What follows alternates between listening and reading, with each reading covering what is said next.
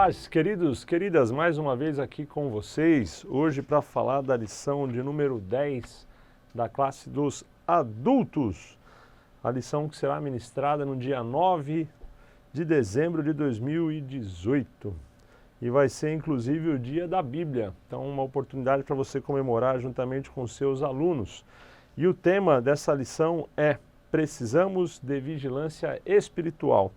O texto áureo está em Mateus 26:41, vigiai e orai para que não entreis em tentação. Na verdade, o espírito está pronto, mas a carne é fraca. A parábola que nós vamos usar como base para a aula de hoje está lá em Mateus 24, versículos 45 até os 51, onde Jesus ele continua o ensino que ele começou no início do capítulo 24, e esse ensino vai passar até o capítulo 25. Então, uma das poucas vezes onde Jesus fala do futuro, falando de forma escatológica e deixando alguns sinais bem sutis para a igreja e para os discípulos. Eu vou tentar rapidamente abordar isso com vocês dentro do tema da lição, tá bom? Então está em Mateus 24, do 45 ao 51, vou ler com vocês, diz assim: Quem é, pois, o servo fiel e prudente que o Senhor constituiu sobre a sua casa para dar o sustento a seu tempo? Bem-aventurado aquele servo que o Senhor, quando vier, achar servindo assim. Em verdade vos digo que o porá sobre todos os seus bens. Porém, se aquele mau servo disser consigo, meu senhor tarde virá, e começar a espancar os outros servos, começar a espancar os seus conservos, e a comer e a beber com os bêbados, virá o senhor daquele servo num dia em que não espera, e a hora em que ele não sabe, e separá-lo-á, e destinará a sua parte com os hipócritas. Ali haverá pranto e ranger de dentes. Essa expressão é importante. Ali haverá pranto e ranger de dentes. Então, essa parábola, na verdade, ela é muito curta. Jesus faz uma analogia direta, não tem muito o que explicar aqui. Ele vai mostrar a imagem de dois servos. Um servo é prudente, um servo é bom. Ele começa como um servo prudente.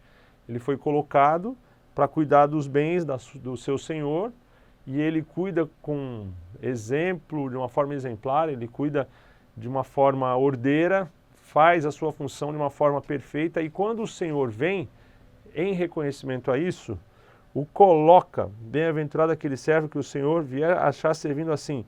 Em verdade vos digo que porá sobre todos os seus bens. O coloca nessa parábola como alguém que irá cuidar de todos os bens desse senhor. Então é como se o Senhor tivesse dado parte, um pedaço, uma terra ou alguns bens para ele cuidar. Ó, cuida disso, quase como um teste para verificar o caráter daquela pessoa.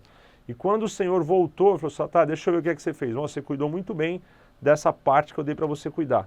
Então, como benefício, como reconhecimento, vou te colocar para cuidar agora de todos os bens. E Jesus disse que lá no céu, hoje nós somos a noiva do Cordeiro.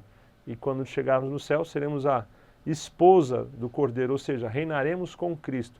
Então, juntamente com Ele, administraremos, usando essa parábola como base, todos os bens, ou seja, a eternidade, Deus compartilhará com a igreja. Hoje os anjos, eles não compartilham todos os bens de Deus. Os anjos, eles são servos fiéis naquilo que já foram provados já. Na queda de Satanás, uma parte dos anjos ficou no céu e outra parte caiu com Satanás. Deus não criou outros anjos. Esse é o número de anjos definitivo para o resto da existência, que já está lá no céu, desfrutando dos bens do seu Senhor. No nosso caso, estamos sendo provados. Se aprovados, no dia que o Senhor vier, Ele nos colocará como governante, né, sobre todos os seus bens. E Jesus contrapõe, ele dá um exemplo de um outro servo. Primeiro ele chama de prudente, o outro ele chama de mau. Ou seja, o que essa prova faz? Ela revela o caráter. Então, é fácil ser honesto quando tem alguém me observando, quando tem alguém cuidando de mim, quando tem alguém vendo o que eu estou fazendo. Agora, quando não tem ninguém me observando, não tem ninguém me controlando e ainda assim eu permaneço honesto, isso mostra que o meu caráter é de alguém honesto.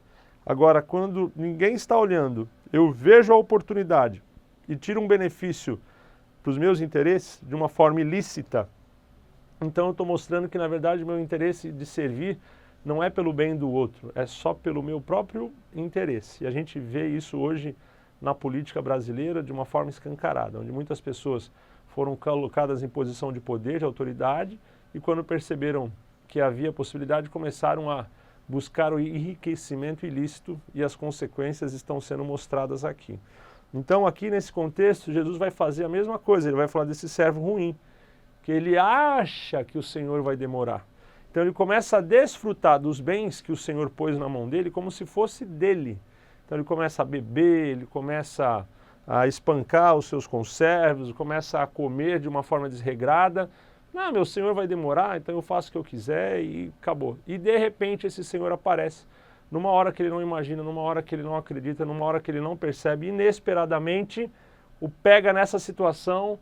E aí, qual é a parte que ele recebe? O primeiro, que era prudente, vai governar todos os bens. E esse segundo será destituído de tudo, e ele o destinará com a parte com os hipócritas. Estão fazendo uma analogia direta praticamente ali para os fariseus. Jesus chamava os fariseus de hipócrita, por várias vezes usou essa expressão para se referir a eles. Ou seja, pessoas que eram religiosas, se diziam cumpridores da lei, mas na verdade viviam buscando somente o seu próprio interesse, buscando o poder para suprir suas necessidades.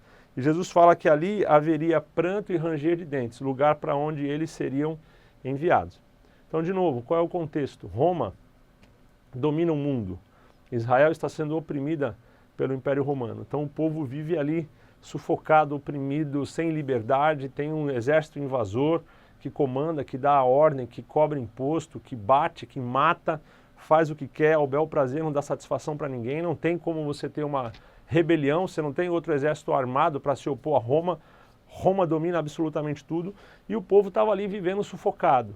Então, eles tinham uma esperança, que era a vinda do Messias como um general, como um rei militar, descendente de Davi, para que pudesse, em primeiro momento, acabar com o domínio romano, expulsar os romanos dali e restabelecer o seu reino, o reino de Israel e a glória do seu reino. Isso era o que eles imaginavam. Porém, eles entendiam que havia uma profecia escatológica já no Antigo Testamento que fala do fim de todas as coisas, do fim dos tempos. E Jesus vai falar exatamente disso, da vinda, no caso dele, em glória, no fim dos tempos, para julgar todos os homens. Só que entenda o seguinte, quando você está sendo oprimido por alguém, a necessidade ou a vontade de que que a solução chegue, que a resposta chegue, ela cria uma ansiedade gigantesca. Então os discípulos viviam, Senhor, mas quando será o fim? Mas quando será o fim? Que hora que vai ser o fim? Porque eles queriam que aquele sofrimento acabasse.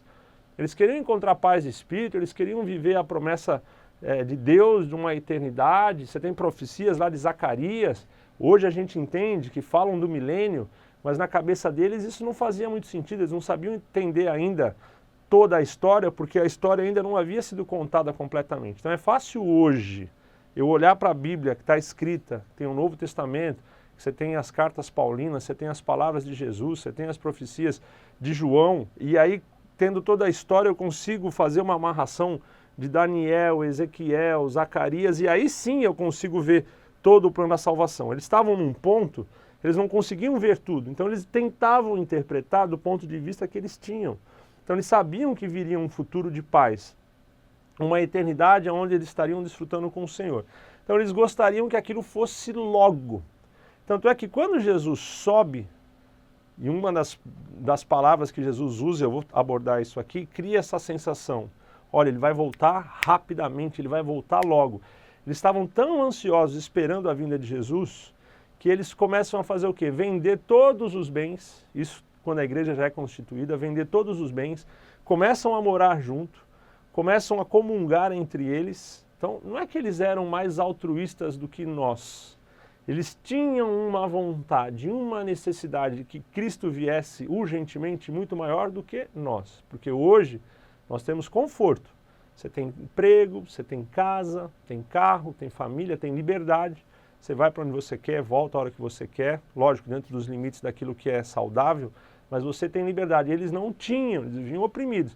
Então eles abriram mão de todos os bens, foram morar juntos, não é porque eles eram melhores, a igreja primitiva, tantos problemas quanto nós.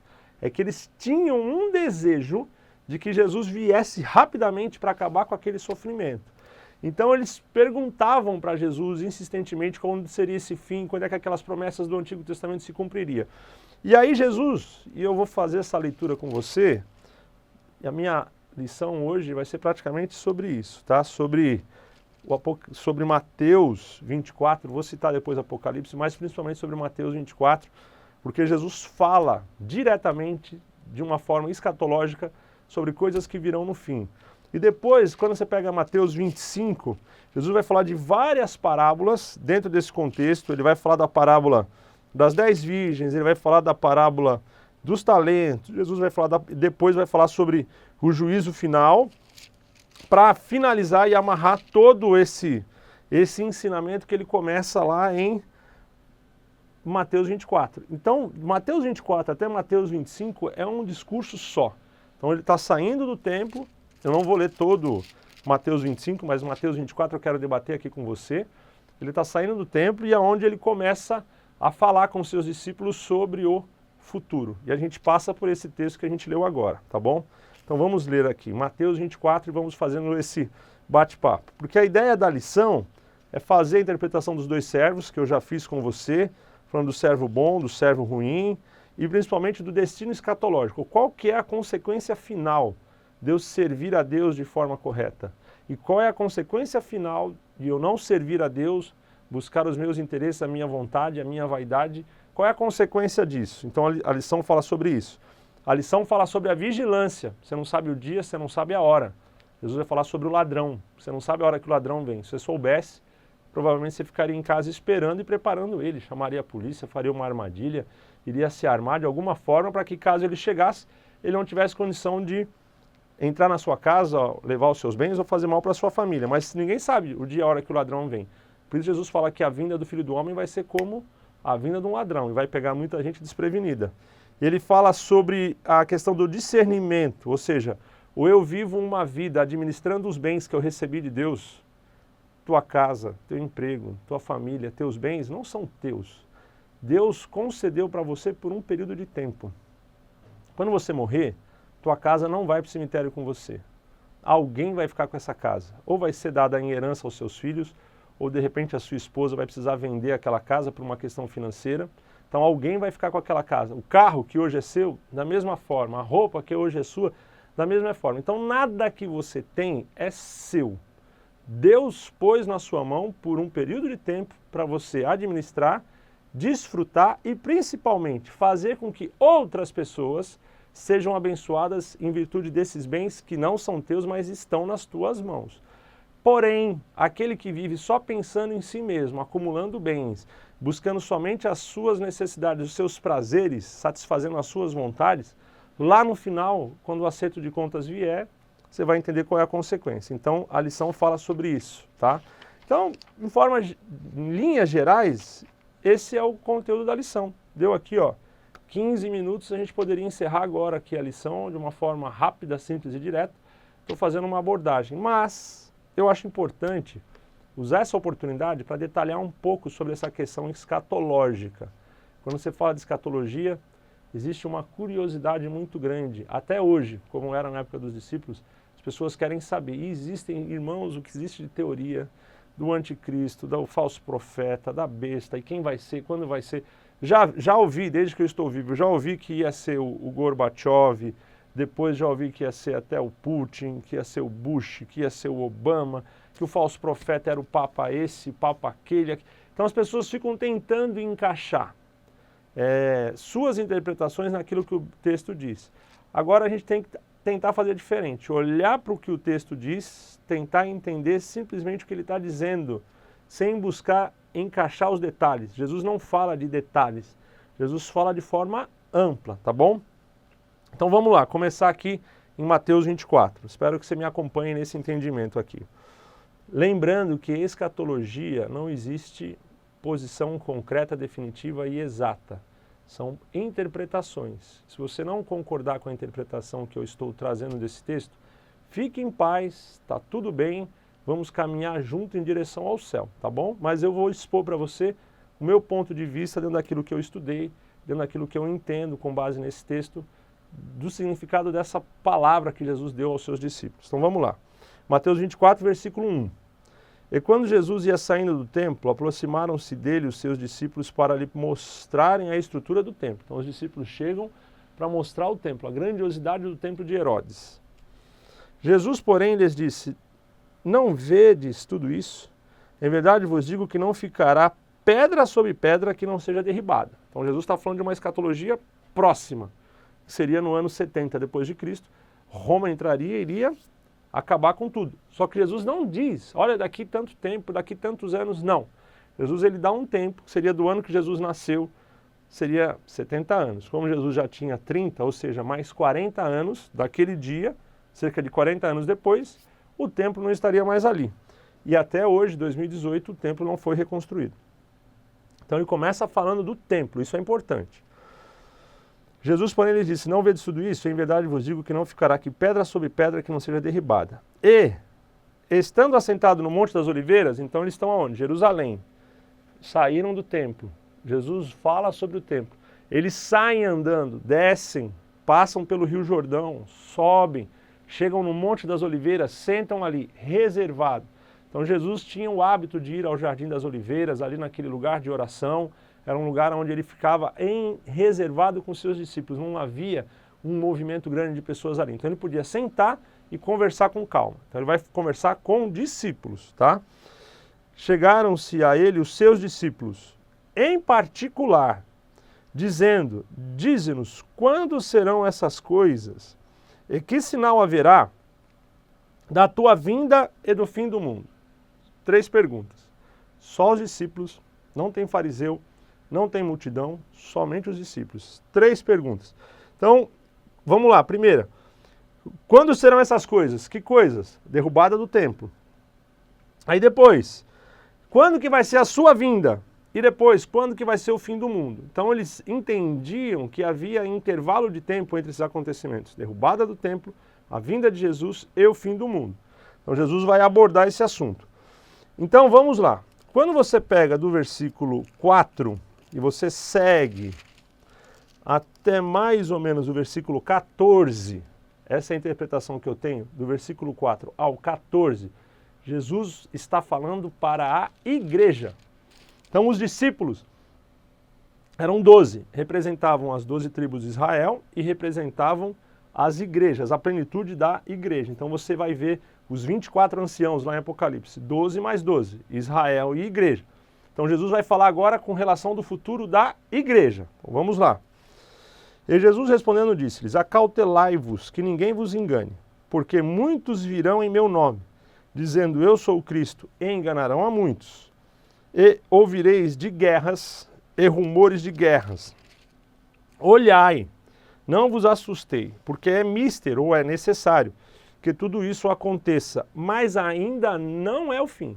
É só olhar o que a gente tem visto de guerra daquela época ali de Cristo até hoje. São guerras mundiais, 2, fora outras incontáveis guerras locais. Portanto, se levantará nação contra nação. Isso era impensável na época, porque só havia um império, o Império Romano, que dominava tudo e não tinha rebelião. Ou era Roma, acabou, não tinha mais nada. Todas as nações haviam sido dominadas por Roma. Então Jesus está falando de um momento posterior ao Império Romano, onde nação se levantaria contra nação. Então os discípulos estão tentando imaginar que tempo seria esse. Porque se levantará nação contra nação, reino contra reino, e haverá fomes, pestes, terremotos em vários lugares. Isso está acontecendo, irmãos, sucessivamente nos nossos dias. Mas todas essas coisas são o princípio das dores. Então, quando uma mulher está grávida, Jesus usa essa figura, começa a contração. Então, é um movimento involuntário dos músculos ali do abdômen, através de hormônios que são liberados ali pelo útero, sinalizando que está na hora da criança nascer. Então, esse movimento ele é lento, e ele vai aumentando a velocidade, a contração vai aumentando a força, até que chega um ponto que a mulher não suporta mais, e você tem ali o corpo expelindo a criança. Então, Jesus está dizendo que tudo isso é o princípio das dores, ou seja, daquele ponto, temporalmente, até o parto, existe uma quantidade de tempo gigantesca, 6, 7, 8, 9, 10 horas de parto pode ocorrer. Então ele está dizendo, olha, depois que o Império Romano acabar, que ainda só havia um império, vai começar nação contra nação, reino contra reino, guerras, terremotos, mas tudo isso é só o princípio das dores, tá bom? Então vamos lá. Mas todas essas coisas são o princípio das dores, versículo 8. 9. Então vos hão de entregar para serdes atormentados e matar-vos-ão. Igreja. E sereis odiados de todas as gentes por causa do meu nome. Ou seja, não era para a nação de Israel. Quem é que seria odiado pelo nome de Cristo? Os cristãos. A gente vai ver depois ali o Império Romano, depois você vai ver a Inquisição, você vai ver hoje ainda em países que não têm a fé cristã, que pessoas são perseguidas e mortas. Então são perseguidos por causa do meu nome, nome de Cristo. Quem é? Os cristãos, ou a igreja. Nesse tempo, muitos serão escandalizados. E trair-se-ão uns aos outros, e uns aos outros se aborrecerão, falando de igreja ainda. E surgirão muitos falsos profetas e enganarão a muitos, com falsas doutrinas, falsas religiões. A gente vê a teologia da libertação, é uma das principais, que você tem que enriquecer. E surgirão muitos falsos profetas e enganarão a muitos. E, por se multiplicar a iniquidade, o amor de muitos esfriará. Está aqui. Mas aquele que permanecer até o fim, suportar tudo isso, será salvo. E este evangelho do reino, que era o evangelho de Cristo, será pregado em todo o mundo, em testemunho a todas as gentes, e então virá o fim. Ou seja, se a gente parar para pensar hoje, esse evangelho é pregado em todo o mundo. Não necessariamente, porque tem uma ilha, pastor, lá na Índia, que o missionário tentou ir e o evangelho não chegou. Jesus não está falando de situações pontuais, porque todos os dias nascem pessoas no mundo e morrem pessoas. Sempre vai haver pessoas que ainda não ouviram sobre o evangelho de Cristo. Jesus está falando do evangelho como conhecimento mundial. A partir deste momento, a qualquer momento pode vir o fim. Então, isso nós já vimos se cumprir. Mas se você pegasse na Idade Média, se você pegasse na época das expansões, havia, por exemplo, as Américas, havia ainda na Índia, lugares onde o evangelho não havia chegado. Hoje, século XXI, todos os lugares já foram abordados, ou seja, o fim pode vir a qualquer momento. Agora vamos para o versículo 15, tem uma mudança de parágrafo. Em algumas Bíblias a letra aqui está em negrito, vai do versículo 15, a gente vai andando mais ou menos ali até o versículo 26. Agora Jesus vai falar para Israel. Perceba que a mudança do discurso é bem marcante. Quando, pois, virdes a abominação da desolação de que falou o profeta Daniel, está no lugar santo. Entre parênteses, quem lê entenda. Então, o templo existia. Jesus falou, esse templo vai ser derrubado. Não vai ficar pedra sobre pedra. Daniel está dizendo que no templo, em Jerusalém, o anticristo, lógico, estou interpretando para você, iria fazer holocaustos, buscando a adoração dele mesmo, onde ele mesmo pediria para ser adorado. Então, peraí, se o templo existe, o templo vai ser destruído. Jesus está dizendo que esse templo vai ser reconstruído, e nesse templo, esse ser vai buscar ser adorado ele mesmo. Então, o que Jesus está dizendo? Olha, vai acontecer um momento que o templo vai ser destruído. Não vou dizer quando é, mas vai, pedra sobre pedra. E lá na frente, nós já estamos em 2018 e esse dia ainda não chegou. Lá na frente o templo vai ser reconstruído. Então ele fala sobre Daniel. Daniel é especificamente para os judeus. Essa profecia está determinada sobre o seu povo. O anjo fala para Daniel no final do livro. Então é para os judeus. Quando o templo for reconstruído e essa abominação for feita dentro do templo, então aí sim é para vocês judeus ficarem atentos no que vai acontecer. Então vamos lá. Então, os que estiverem na Judéia, que fujam para os montes. É específico, Judéia, não é para o mundo inteiro. Judeu, Jerusalém. Está na Judéia, corre para o monte.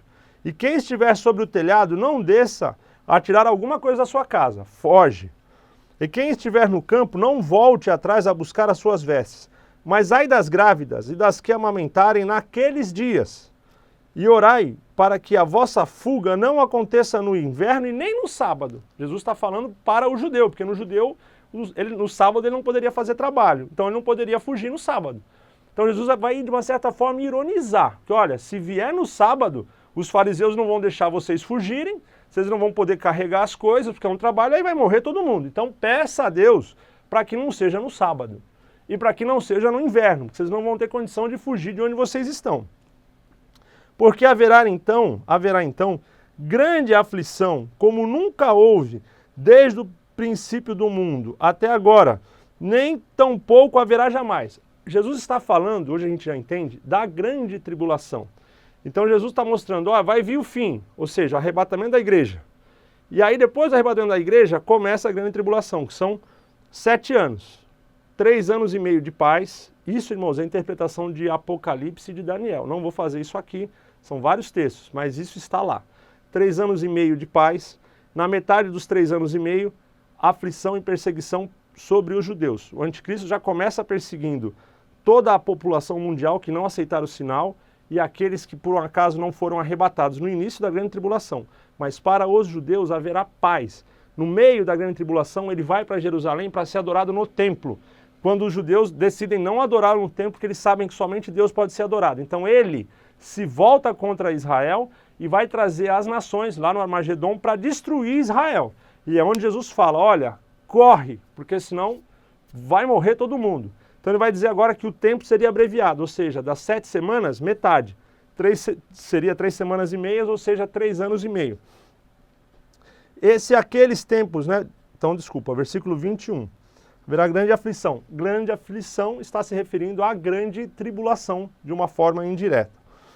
E se aqueles dias não fossem abreviados, nenhuma carne se salvaria.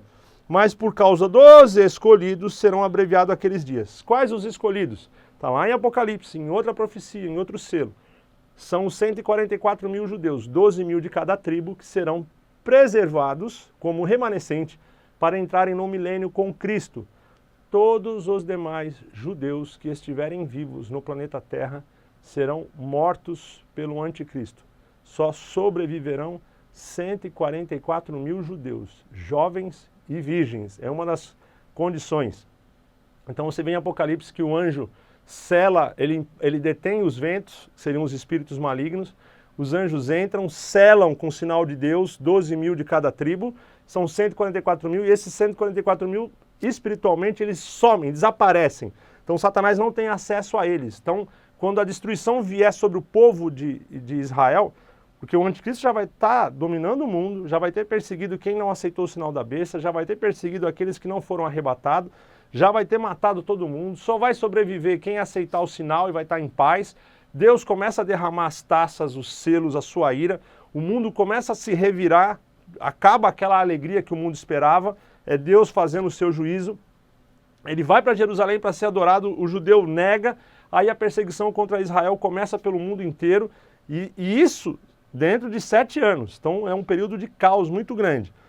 Então seriam 144 mil, que seriam preservados por Deus. Então se não fosse pelo amor deles, o sofrimento seria maior. Então para que eles sobrevivessem, em amor a esses 144 mil, que foi a promessa que Deus fez a Abraão, que eles seriam reis e sacerdotes juntamente com ele, então 144 mil que entrarão no milênio, está lá em Apocalipse, tá? Então, se alguém vos disser, eis que o Cristo está aqui ou ali, não deis crédito, porque surgirão falsos cristos. Então agora ele já não fala só de profeta, ele fala de Cristo, porque aí o judeu vai procurar, então cadê o Messias? Então serão falsos cristos, falsos profetas, e farão tão grandes sinais e prodígios que, se possível fora, enganaria até os escolhidos. E eis que vô-lo tenho predito, estou avisando. Portanto, se vos disserem, eis que está no deserto, não saiais, ou eis que está no interior da casa, não acreditais. Volta para a igreja agora. Porque assim como o relâmpago sai do Oriente e se mostra até o Ocidente, assim será também a vinda do Filho do Homem. Ou seja, a primeira vinda, para vir buscar a igreja, vai ser rápido como um raio, do Ocidente ao Oriente, ou seja, do Oriente ao Ocidente, não é isso? Né? Que se mostra do Oriente ao Ocidente. Ele vem aqui do Oriente, do leste para o Oeste, ou seja, o raio está correndo no céu em alta velocidade, ou seja, Cristo vai vir instantaneamente sobre todo o planeta Terra e vai levar toda a igreja de uma vez só. O olho não o verá na primeira vinda. Só na segunda vinda, no final da grande tribulação, quando todas as nações estiverem em Israel para destruir o povo, aí todo o olho verá ele vindo sobre as nuvens com poder e glória, juntamente com a igreja, com os anjos, e ali vai abrir, ele vai pisar no Monte das Oliveiras, vai abrir o Vale do Armagedon e vai acontecer uma grande batalha ali, mas no final da grande tribulação. Aqui ele está falando do primeiro momento, arrebatamento da igreja. Logo após a aflição daqueles dias, o sol escurecerá e a lua não dará luz. Volta para Israel de novo. E as estrelas cairão do céu durante a grande tribulação. E as potências do céu serão abaladas. Então aparecerá no céu o sinal do Filho do Homem, e todas as tribos da terra se lamentarão e verão o Filho do Homem vindo sobre as nuvens do céu com poder e grande glória. Então no versículo 27 fala que a vinda do homem será como um relâmpago, e já no versículo 30 fala que todo olho verá. Ele está fazendo justamente a distinção das duas vindas. Primeira vinda no início da grande tribulação, ou seja, é ela que vai inaugurar a grande tribulação, ele vem, leva a igreja representada por Ló. Em Sodoma e Gomorra, os anjos falaram, a gente só pode destruir a cidade quando você, Ló, que é justo, sair. Ló sai, a destruição vem. Então, a esposa de Ló fica, ou seja, são aqueles que estão preparados vão, os que não estiverem preparados ficam. Depois que Ló foi embora, a destruição veio. Depois que a igreja é arrebatada, como um relâmpago, no abrir e fechar de olhos, começa a grande tribulação. No final da grande tribulação, aí ele aparece e todo mundo vai ver, todo olho verá. É o versículo 30. Por isso que Jesus fala em dois momentos, tá? E ele enviará os seus anjos com rijo clamor de trombeta, os quais ajuntarão os seus escolhidos desde os quatro ventos, de uma outra extremidade dos céus. Estão falando ainda dos 144 mil que serão ajuntados para estarem ali, e depois vai se iniciar o milênio. Mas Jesus volta agora para a igreja. Vai lá do versículo 32 até praticamente o final do capítulo 24, que seria o versículo 51, entrando no texto que a gente comentou no início. Aprendei, pois, esta parábola da figueira, quando já os seus ramos se tornam tenros e brotam folhas. Sabeis que está próximo o verão. Verão tem a ver com calor, queima tudo, destruição. Igualmente, quando virdes todas essas coisas, sabei que ele está próximo às portas, olhando para a igreja, não mais para Israel. Nesse contexto, em verdade vos digo que não passará esta geração sem que todas essas coisas aconteçam. Então as pessoas imaginam que era algo literal. Por isso os judeus imaginaram, olha, essa geração ainda. Então vende tudo, vende os bens, vamos logo porque ele está voltando.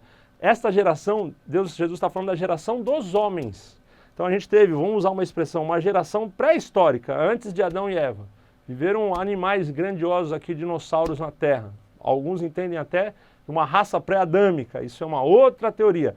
A geração dos homens começa com Adão e vai até o fim. E depois da geração dos homens, começará novos céus e nova terra. Será uma geração de novos homens, serão novos seres que não serão mais humanos, seremos como os anjos, não se casam, não se dão em casamento, não morrem. Então Jesus vai dizer, olha, antes que a geração dos homens acabe, tudo isso vai ser consumido, tudo isso vai ser cumprido. Então ele não dá um prazo. As pessoas tentam adivinhar e aí começa, irmãos, o erro escatológico. Então, eu tenho que saber que eu estou nesse tempo da minha vida. Se Jesus vier amanhã, amém, tem que estar pronto. Se ele não vier daqui 200 anos, eu vou morrer antes com certeza, tem que estar pronto de qualquer jeito. Qual é a certeza? Enquanto tiver ser humano vivo na Terra, é oportunidade para que isso se cumpra. Depois que tudo se cumprir, a vida humana na Terra acaba. É isso que Jesus está dizendo. Aí haverá novos céus e nova terra. Não é essa terra, é uma outra terra que vai ser refeita. O mar já não existe mais.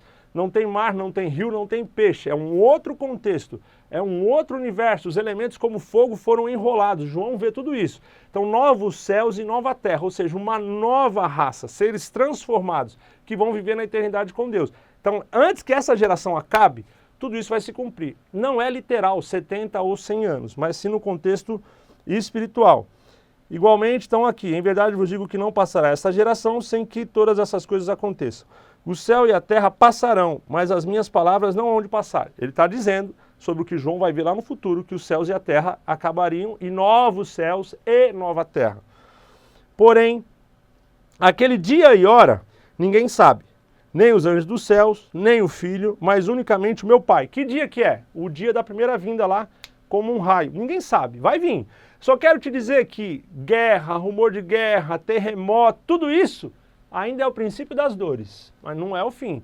E aí ele pula, ele dá um intervalo, e lá na frente ele mostra para os judeus, olha, quando o templo for reconstruído, porque vai ser destruído, quando o templo for reconstruído e for feita a idolatria dentro do templo para adorar o anticristo, corre que já é o finalzinho da grande tribulação e ele vai se virar contra vocês, judeus, e aí vai acabar com tudo. Só vai sobrar 144 mil. Jesus está falando sobre esse tema, tá bom? E como foi nos dias de Noé, assim será também a vinda do Filho do Homem, a primeira vinda. Porquanto, assim como nos dias anteriores ao dilúvio, comiam, bebiam, casavam, davam-se casamento, até o dia que Noé entrou na arca, e não obedeceram, e não perceberam até que veio o dilúvio, e os levou a todos, assim também será a vinda do Filho do Homem. Então, estando dois no campo, será levado um e será deixado o outro. Estando duas moendo no moinho, será levada uma, será deixada a outra. Vigiai, pois, porque não sabeis a que hora há de vir o vosso Senhor. Mas considerai isto: se o pai de família soubesse a que vigília da noite havia de vir o ladrão, vigiaria e não deixaria que fosse arrombar a sua casa. Jesus fala, ó, fica vigiante, não deixe que arromem a sua casa, porque senão o ladrão vai vir. Então fique atento que pode ser a qualquer momento, esteja pronto. Por isso estai vós apercebidos também, porque o Filho do Homem há de vir a hora em que não penseis. Ou seja, quando o mundo estiver em paz, quando tudo estiver tranquilo, quando tudo estiver próspero, ó, que momento bom para viver. Chegou, acabou e foi. Porque os sinais que Jesus deu já se cumpriram, quando ele começa a conversa ali em Mateus 24. Então, uma vez que o evangelho já foi pregado em todo o mundo, conhecimento está disponível a todos, a qualquer momento o fim pode vir. Como o diabo não sabe, irmãos, entenda isso, o diabo sempre tem um anticristo preparado para cada geração. Então pode ser que se fosse na época de Hitler, fosse Hitler.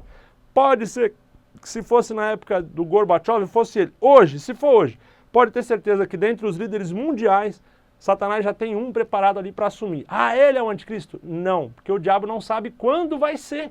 Se eu estou dizendo, ó, o anticristo é fulano de tal, então eu estou contradizendo o que Jesus está dizendo. Então eu sei que Jesus tem que vir enquanto aquele homem estiver vivo, enquanto aquela mulher estiver viva. Não, o diabo não sabe, ele tem alguém preparado. Se for hoje, seja lá quem for o líder, é alguém que ele vai oferecer os reinos da terra e vai aceitar. Ele ofereceu para Jesus, Jesus não aceitou, mas esse alguém vai aceitar.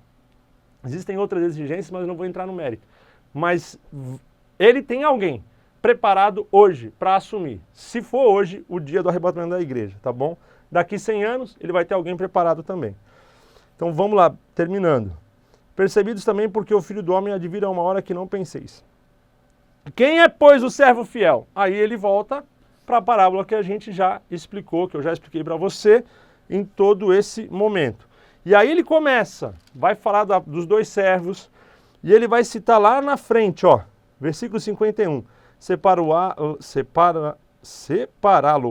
destinará sua parte com os hipócritas. Ali haverá pranto e ranger de dentes. Então, guardem isso. Aí vai falar do reino dos céus, semelhante a 10 virgens. Continua. Parábola dos talentos, ele continua falando. No final da parábola dos talentos, no versículo 30 do capítulo 25, lançai, pois, o servo inútil nas trevas exteriores. Ali haverá pranto e ranger de dentes. Ele volta de novo para a mesma expressão. E aí lá no versículo 31, Jesus fala sobre o juízo final.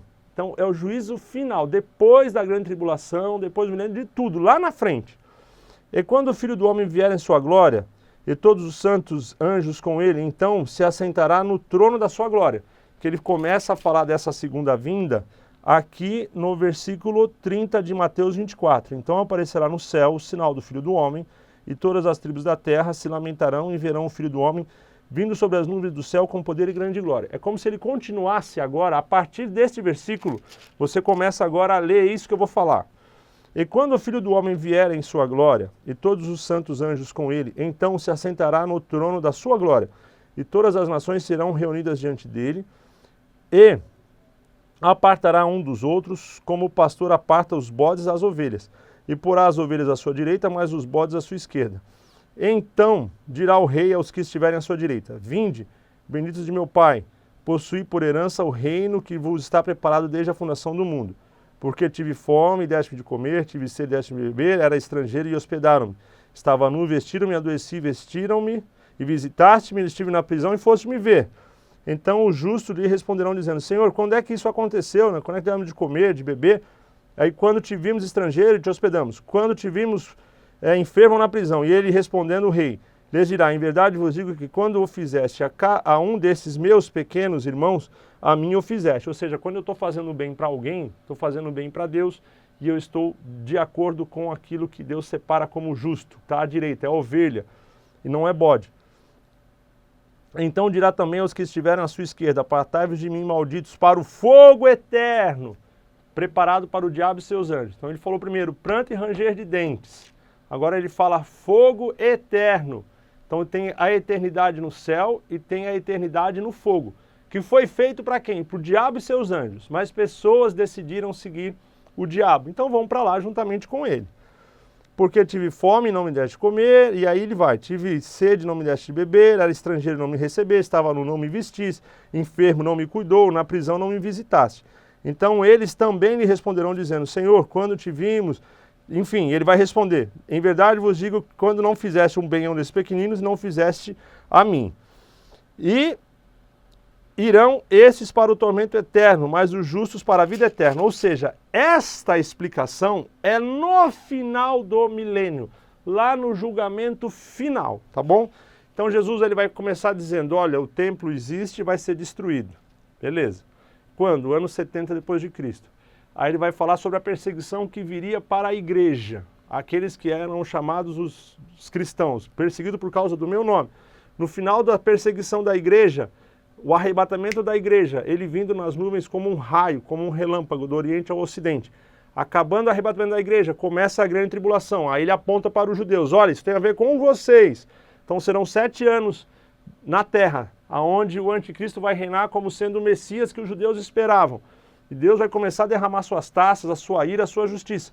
No meio da grande tribulação, o templo já foi reconstruído. No final depois do arrebatamento da igreja, o anticristo começa o reino, ele reconstrói o templo. Ele vai se declarar judeu, descendente de Davi, por isso que ele é o falso Messias ou o anticristo. E ali ele restabelece o templo. No meio da grande tribulação, ele pede para ser adorado dentro do templo. O judeu acorda, olha, fomos enganados, não queremos mais você. Ele rejeita, é rejeitado pelos judeus. E Deus destruindo a terra com as suas pragas, e o que ele faz então? Ele vai culpar todo aquele mal aos judeus. Olha, a culpa é deles que não me têm como seu Senhor.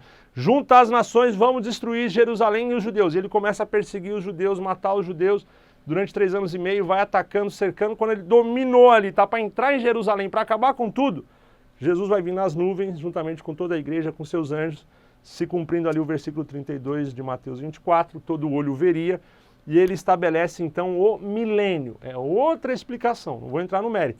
No final do milênio, aí sim haverá o julgamento, conhecido na Bíblia como o julgamento do trono branco, e é onde ele vai separar, porque a igreja já não vai ser julgada, a igreja é noiva, ela foi arrebatada. Quem vai ser julgado? Aqueles que eventualmente morreram durante a grande tribulação e aqueles que nasceram e viveram durante o milênio. Mas, de novo, não vou entrar nesse mérito. Lá no final, esses, mas todos aqueles que viveram antes de Cristo, os que viveram depois de Cristo, até o arrebatamento da igreja, que não foram arrebatados, todos serão julgados. E aí quem tiver o seu nome no livro da vida vai para a eternidade, e quem não tiver, vai ser lançado aonde? Apocalipse 20, versículo 10. Então, só para a gente ter o contexto, Apocalipse 20, versículo 7, falando agora do final do milênio. E acabando-se os 1000 anos, Satanás será solto da sua prisão. Então, grande tribulação, milênio. Final dos 1000 anos, Satanás vai ser solto para tentar os moradores da terra, ou seja, quem viveu durante aqueles 1000 anos, sem ter conhecido o pecado, só tendo conhecido a Cristo, a sua justiça, praticamente como Adão e Eva no paraíso, só conheciam a Deus. E Adão e Eva foram tentados quando Satanás veio lhe fazer a proposta. Então, no final do milênio, Satanás vai ser solto e vai fazer uma proposta para aqueles homens que não conheciam então o pecado, não conheciam o erro. E eles vão preferir o pecado e o erro do que permanecerem seguindo a Cristo. Se voltam, alguns, não todos, se voltam contra Cristo. Final do milênio vai ser solto e sairá a enganar as nações que estão sobre os 4 cantos da terra. Gog e Magog, cujo número é como a areia do mar, para as ajuntar em batalha. Eles subirão sobre a largura da terra e cercarão o arraial dos santos e a cidade amada, mas desceu fogo do céu e vos devorou. Então a gente vê um contexto diferente. É outra batalha. E o diabo que os enganava foi lançado no lago de fogo e enxofre, onde está a besta e o falso profeta. Por quê? A besta e o falso profetas, no final da grande tribulação, foram colocados lá no lago de fogo e enxofre. Então, a gente tem guerras parecidas. A guerra do Armagedon, no final da grande tribulação. Satanás traz as nações da terra para destruir os judeus. Cristo põe o pé no Monte das Oliveiras, abre o Vale do Armagedon, acontece uma batalha ali. O Vale do Armagedon já existe, ele vai ser ampliado. Acontece uma batalha ali. A besta, que é o anticristo, e o falso profeta são lançados no lago de fogo e enxofre. Satanás é lançado no poço do abismo. Acontece o milênio. No final do milênio, Satanás é solto. Ele vai sobre as nações da terra, as convence novamente a vir contra Jerusalém, para destruir Jerusalém, destruir os santos, porque o reino celestial terá como base Jerusalém. E quando eles cercam, aí vem fogo do céu, você já não vê mais Cristo nem tocando na terra, vem fogo do céu, consome a todos. E Satanás, os seus anjos e todos esses que o seguiram, continuando a profecia de Mateus 25, do julgamento final, todos esses serão lançados no lago de fogo e enxofre, onde está a besta e o falso profeta, e de dia e de noite serão atormentados para todo o sempre. Então é lá que haverá pranto e ranger de dentes, tá bom? Então é uma visão escatológica, rápida, de uma forma resumida, sobre aquilo que Jesus profetizou em Mateus 24 e em Mateus 25, chamando a atenção principalmente para a nossa postura na nossa vida diária, porque os sinais já estão cumpridos, ele pode vir a qualquer momento. Então tudo aquilo que eu tenho, recebi de Deus para administrar em favor dos homens e não no meu bel prazer. Se eu não sou egoísta, ganancioso e eu entendo dessa forma, faço bem a quem necessita, eu vou ser abençoado. Ou, quando eu morrer, no dia do arrebatamento, nós que estivermos mortos seremos ressuscitados primeiro. Paulo fala sobre isso. Os que estiverem mortos vão ser ressuscitados primeiro. Se encontrar nas nuvens com aqueles que estarão vivos, que serão arrebatados no abrir e fechar de olhos. Então, morri hoje, esperando em Cristo. Lá no dia do arrebatamento eu vou ser ressuscitado. Estou vivo, é hoje o dia do arrebatamento. Eu vou ser ressuscitado. Fiquei para a grande tribulação. Não aceitei o sinal da besta. Vou ser morto. Aceitei o sinal da besta. Aí, meu amigo, acabou. Vai lá para o lago de fogo e enxofre. Acabou a grande tribulação. Jesus volta agora, todo olho verá. Ele vai preservar os 144 mil judeus. Tem uma profecia que diz que os que morreram na grande tribulação sem aceitar o sinal seriam ressuscitados para entrar no milênio, juntamente com as crianças que vão nascer durante os 7 anos da grande tribulação. Começa o milênio, Cristo reinando lá da Jerusalém celestial sobre Jerusalém terrestre, governando toda a terra. Final do milênio. Satanás é solto, tenta as nações de novo, vem contra Jerusalém, é destruído, julgamento do trono branco, que se enquadra em Mateus 25. Ele separa os cordeiros, ou seja, a igreja já não foi julgada, a igreja é noiva. Ele vai pegar agora todos os outros moradores da terra que viveram de Adão até aquele dia, vai julgar de acordo com os critérios dele, não são meus, eu só estou te dizendo o que Jesus disse. Em Apocalipse fala que haveria um julgamento. Se há julgamento, existe possibilidade de condenação e absolvição, senão não tem julgamento, só tem execução. Se seus nomes forem achados no livro da vida, serão separados, e se não forem, serão condenados. Os que forem salvos vão, juntamente com a igreja, para novos céus e nova terra, eternamente com Cristo. É uma outra geração, é uma outra existência. E os que foram condenados, eternamente no lago de fogo e enxofre, onde haverá pranto e ranger de dentes. Amém? Espero ter ajudado você rapidamente aqui, dentro do tempo que eu consegui, passar essa visão escatológica para você e a interpretação dessa parábola que parece pequenininha, mas tem uma complexidade e um entendimento gigantesco. Então não dá para entender a Bíblia lendo apenas um texto. Tem que ter lido já Daniel, tem que ter lido Ezequiel, tem que ter lido Zacarias, tem que ter lido as cartas paulinas, tem que ter lido João, Apocalipse, e pela misericórdia e graça do Senhor, entendendo o que acontece no dia de hoje, tentar costurar um pouco. Qual que é o mais importante? Jesus não deu data, não deu dia, não deu hora, não deu prazo. Então para de tentar adivinhar. Fica pronto hoje. Se for arrebatamento, está no céu. Se você e eu falecer agora, vamos aguardar esse dia para entrar na eternidade com Ele. Tá bom? Então que fique esse aprendizado para as nossas vidas. Se gostou, como se diz aí, compartilha, dê like, ativa o sininho, se inscreve no canal e o mais importante, continua orando porque Deus é conosco. Deus abençoe e a gente se vê por aqui.